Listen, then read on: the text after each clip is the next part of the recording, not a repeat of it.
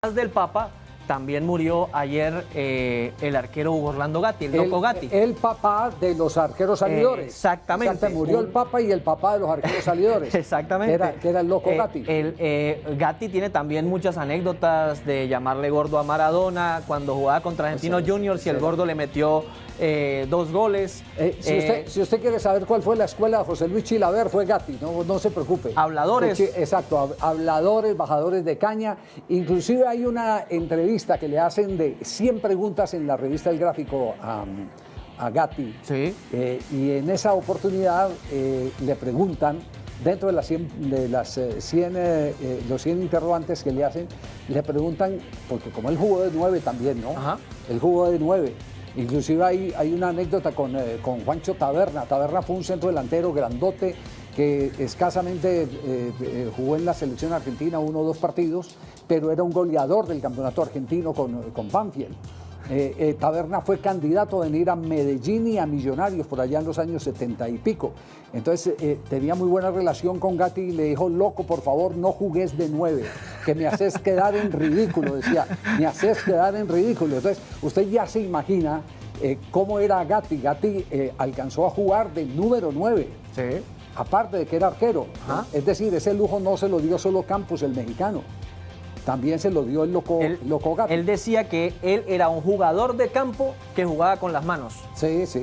Que era el mejor en el puesto de los más bobos. Bueno, es más o menos. Es más, mire, hay un relato de Víctor Hugo Morales que lo queremos compartir porque cuando se dan este tipo de sucesos empiezan a convertirse en algunos videos que están guardados, que están con moho, empiezan a destaparse, a sacudirse y se convierten en virales. Escuche y vea lo que con Víctor Hugo Morales, que era el relator en aquella época, ejecutaba Gatti. ¿Lo tenemos? ¿No lo tenemos? La izquierda que era la de Aposo. Estaba el gol. Ataca Independiente, se la lleva Calderón cara a cara con Gatti. La toca para Moreto.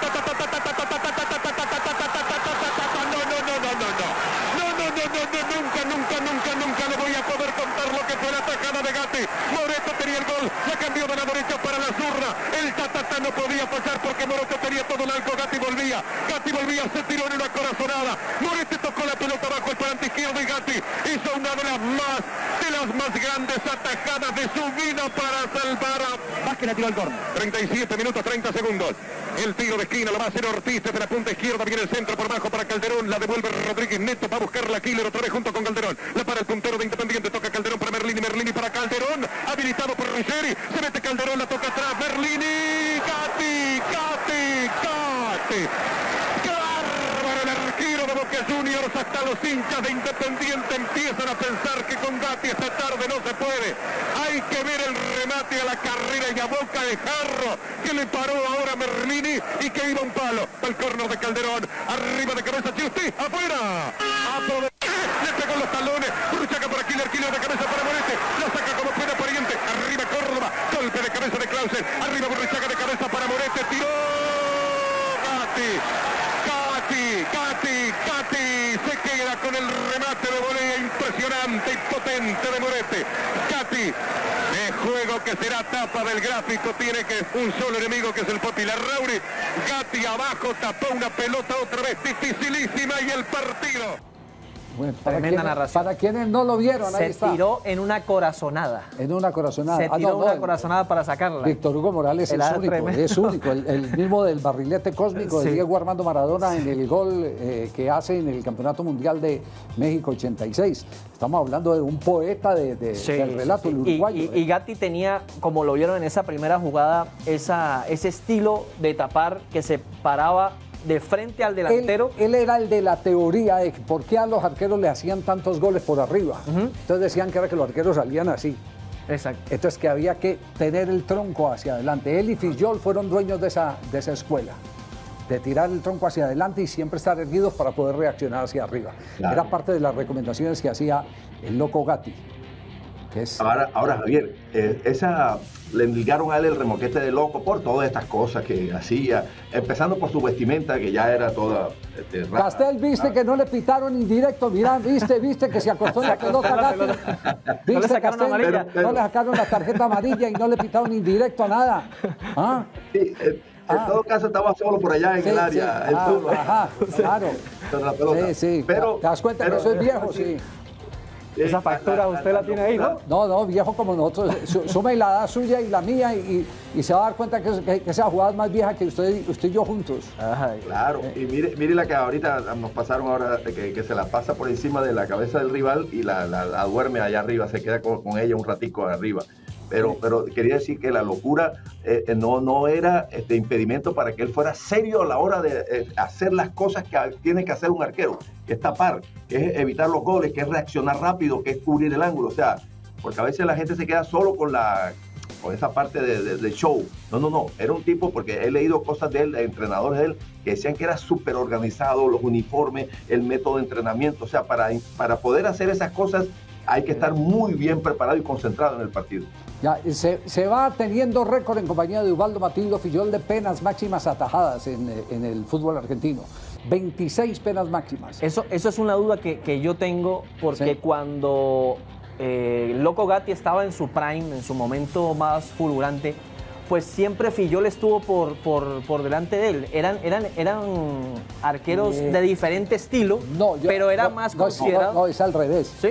Gatti estaba por delante de Fillol, claro. La historia de 1900... ¿Y en la selección? No, lo que pasa es que en 1978 Gatti fue selección argentina desde 1966. Él estuvo como tercer arquero en el Campeonato Mundial de Inglaterra. Okay. Y fue un fenómeno bajo los palos más de Boca que de River, porque alcanzó a jugar también en River.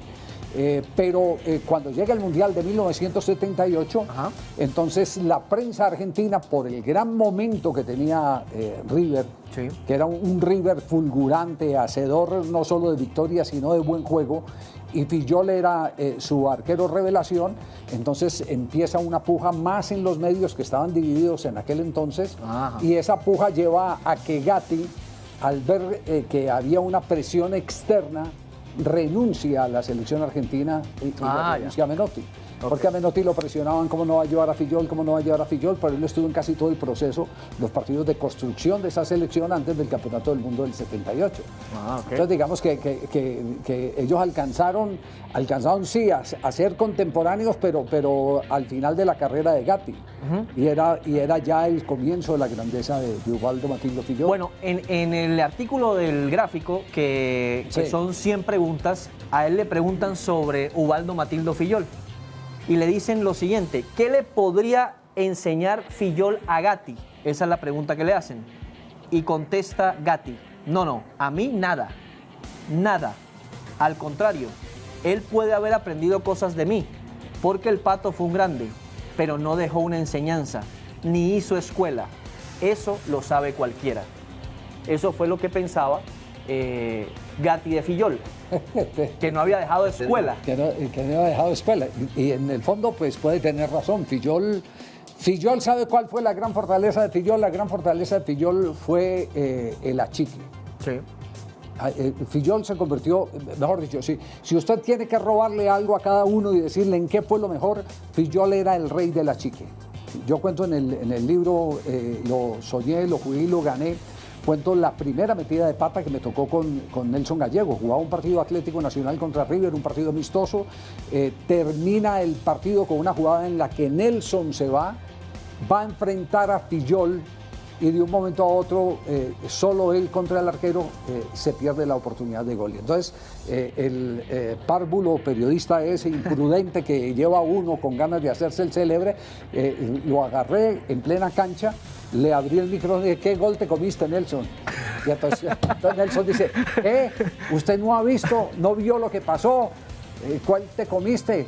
Mira lo que pasó. Cuando yo agaché la cabeza, vi a Gatti, vi a Fillol allá, y cuando volví y la levanté ya lo tenía aquí en las narices, y ahí empieza uno a detectar, y lo vi después en varias películas, que él era el rey para enfrentar a esos delanteros cuando venían, que medio agachaba la cabeza o miraba para algún lado, era cuando pegaba el achique. Cuando pegaba el achique. Claro, era como encontrarse un fantasma. Claro. Un fantasma, sí, muy inesperado. ¿De qué lugar lo explicaba él? Él decía que él, se enorgullecía de tener una extraordinaria potencia de piernas y que además él hacía ejercicios especiales para tener las piernas bien potentes para esa reacción en el achique especialmente. Él decía que eso era el fuerte de él, pero porque lo trabajó también, además, no solamente fue una cuestión natural, sino que lo entrenaba mucho, le sacó mucho provecho a la fuerza de sus piernas. Ahora, él en la respuesta dice que Fillol no dejó escuela y que él sí dejó escuela. De esta escuela es René Higuita, ¿sí? Sí. Jorge Campos. Sí, sí. ¿Qué otro arquero puede ser de ese estilo? Del Médico también era de esa línea, que salía fuera del área y jugaba con los pies ya en el año 76. Sí, pero el Médico no te tiraba gambetas. No, el Médico salía y te tiraba gambetas, Higuita te tiraba gambetas, Campos te tiraba gambetas, sí. Sí, no, de esos arqueros, Oscar Héctor Quintabani era también un arquero salidor, pero porque cumplía con una misión de arquero líbero, con un equipo que jugaba con la defensa tan arriba como el Tolima de Ricardo de León. Él jugaba de arquero líbero y era un hombre que calculaba muy bien los tiempos. Eso era Oscar Héctor arqueros Quintabani. Que técnicamente con los pies fueron jugadores de campo, realmente. Sí, eso es. Mírenlo. Bueno, Amadeo Carrizo para algunos fue el mejor arquero de la historia del fútbol argentino. Y a Gatti le preguntaron sobre Amadeo Carrizo. ¿No te dio pudor decirle cara a cara que vos eras mejor en una nota para el gráfico? Y contesta Gatti, no, para nada. Siempre se lo decía. Y después le agregaba, Amadeo, vos sos un coche viejo y yo soy un Mercedes-Benz. Eso fue lo que le dijo Gatti a Amadeo Carrizo, al legendario Amadeo Carrizo. Fíjese que ahí está la escala generacional. Amadeo primero, después el loco Gatti y luego viene Ubaldo Matildo Fillol. Esa es la escala generacional. Dentro de Argentina, no se ha dado otro arquero como el loco Gatti. Como el loco, no. De esa dimensión, no. No, y de ese estilo, porque pues vinieron otros arqueros que fueron más... Cuando hablo de esa dimensión que haya sido tan completo, pero eso tiene un antecedente, que es el mismo antecedente de Higuita. Lo contaba el negro Luis Jerónimo López. Luis Jerónimo López, cuando yo escuché el nombre de René Higuita por primera vez fue porque me lo contó Luis Jerónimo López, que era el arquero en aquel entonces de Independiente de Medellín, y me dijo, hay un pibe fenomenal, que esto y lo otro, Higuita jugaba en los puestos de ataque, como el loco Gatti. El loco Gatti era 9. Sí, señor. El loco Gatti era 9, era centro delantero. Y Higuita jugaba en los puestos de ataque, pero ataja muy bien y hace mejor el puesto de arquero que de atacante, pero no deja de ser un atacante porque en él comienzan muchas jugadas ofensivas, me decía el negro Luis Jerónimo López. Entonces mira que hay algunas coincidencias, cosas en común, como para entender lo mismo que con el mexicano Campos. Es entender lo mismo. Sí. Campos era delantero y después se convirtió en arquero. Présteme los guantes y me voy a la portería. Y póngame un buzo llamativo y tapo. Porque también crean un personaje. No solamente es el arquero, es el término, sino que crean un personaje. Y ese personaje trasciende el deporte y van a la farándula. Y entonces le echan los perros a Susana Jiménez. Sí. Y entonces, pero eso en Argentina eso no hay necesidad de ser personaje. Sí. No, en Argentina esa mezcla entre vedettes de cabaret, de teatro o de televisión con jugadores de fútbol. Las botineras. Ya es común, por eso les dicen las botineras. Muchos dicen que van es por el botín, por los zapatos, ¿cierto? Sí. Que les encanta estar relacionados con el fútbol. Otros dicen lo contrario, que van es por el botín, pero por el tesoro, por la chequera del jugador de fútbol. Bueno, le tenía prometido lo de Maradona. Lo de Maradona, a ver cómo es lo de Maradona. Maradona y Gatti. A ver, ¿qué dijo Maradona? Nació la razón, no sé, bueno, uno de esos salió un reportaje de Gatti diciendo de que yo era un gordito, que yo no era lo que decía la gente, no era lo que decía el periodismo. Y fuimos a la cena y viene Miguel con el diario y dice, lea esto. Voy a leer yo. ven acá. Con la tranquilidad que me caracteriza, dije la concha.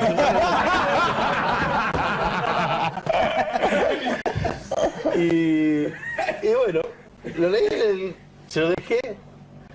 Y Miguel, después de cenar, me dijo, tú ahora con usted. Sí, le digo, pero esto es cosa del juego, no es cosa del juego.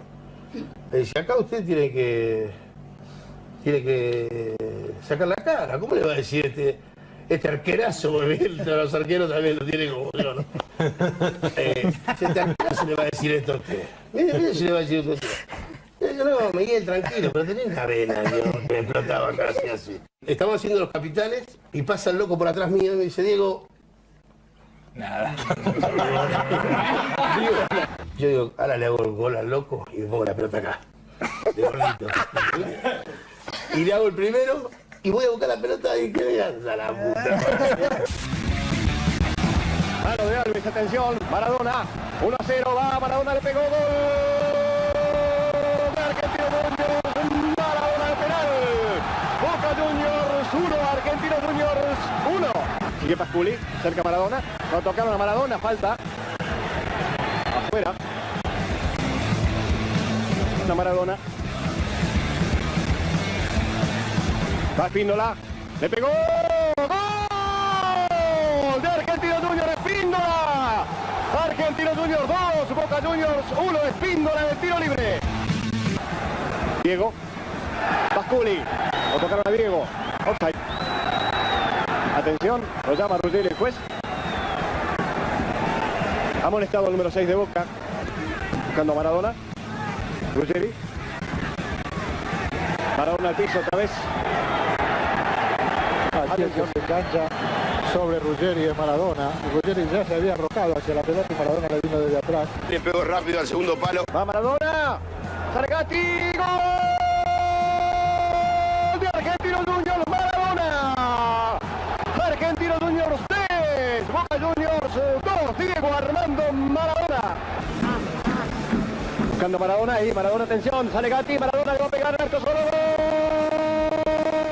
¡Gol de Argentino Juniors! ¡Maradona!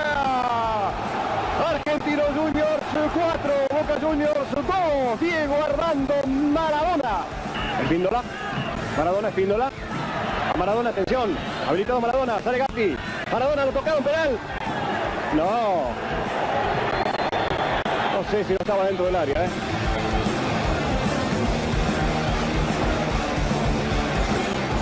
Va Diego. Le pegó Maradona. ¡Golazo de Argentino Juniors! Maradona. Argentino Juniors 5, Boca Juniors 2.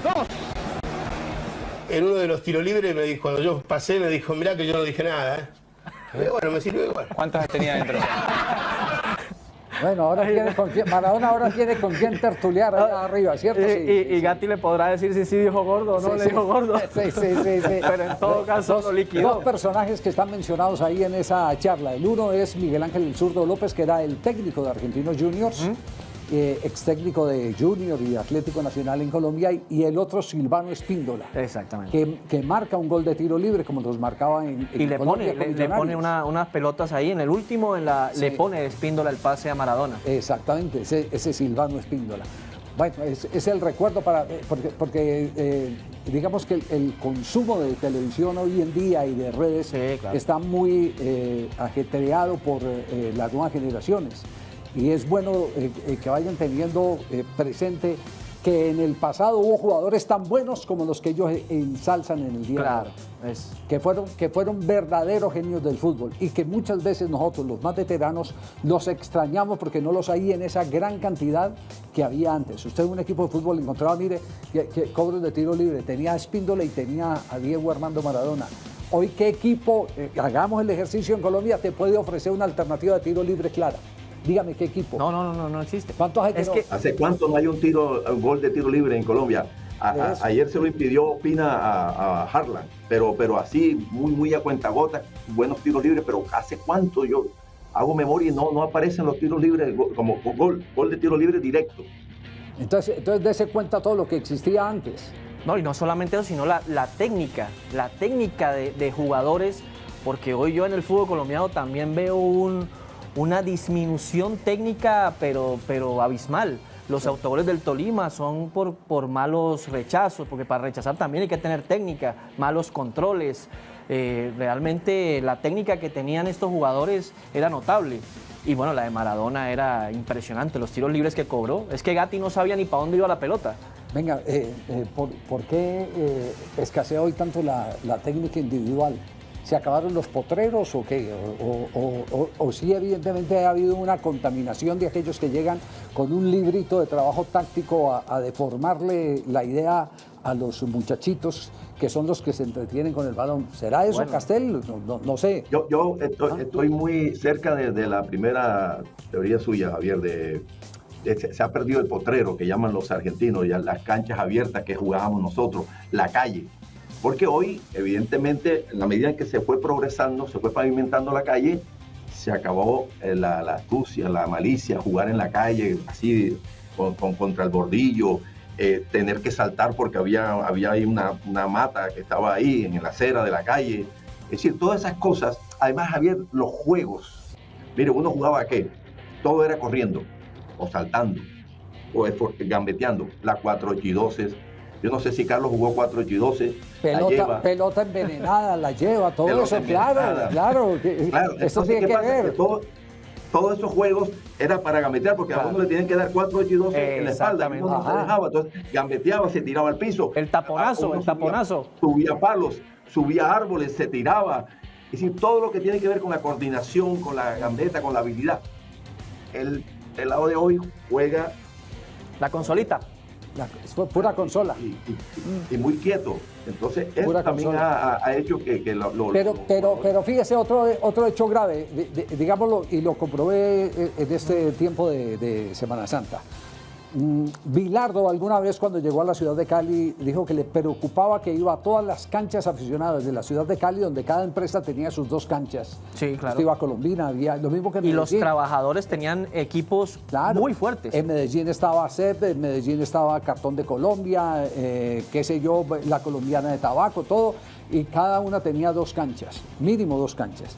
Y entonces Bilardo hace una reflexión y dice, me preocupa el futuro del fútbol colombiano porque cada que paso por una cancha de esas, lo primero que me encuentro es un montón de gordos rodillones jugando al fútbol, ocupando las canchas. ¿Dónde están los muchachos? Claro. Y esta semana me fui a dar una vuelta y pasé por lo menos por 4 o 5 canchas y no vi sino gordos y rodillones como yo vi Bilardo hace unos 30, 35 años. Entonces las canchas para los pelados, ¿dónde están?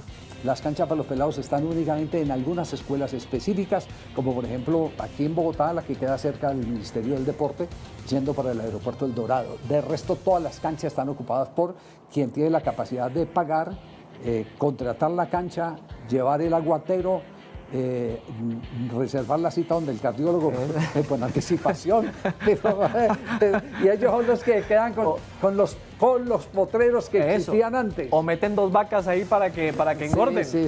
Entonces así no se puede. La verdad es que... Oiga, dijo alguna cosa de Higuita. Es que esta frase... De Higuita. De Higuita dijo algo. No dijo nada. No ha dicho nada. Yo sí tengo una higuita que la voy a buscar mientras tanto. Okay. Me parece muy interesante. Lo de higuita me parece fenomenal, lo mismo que lo que dice de Chilaver.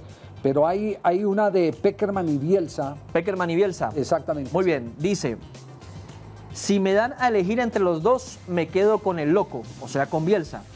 Creo que es un tipo adelantado, aunque con el perdón de la palabra, diría que también es una histérica. Cuando hace esos gestos, pero así todo, me quedo con Bielsa antes que con Pekerman, que parece un sacerdote. No, un predicador. Trata de elegir a los que juegan bien, pero a esos hay que agregarles cosas que él no les agrega. Ahí hablaba de qué prefería, si a Marcelo Bielsa o a José Néstor Pekerman.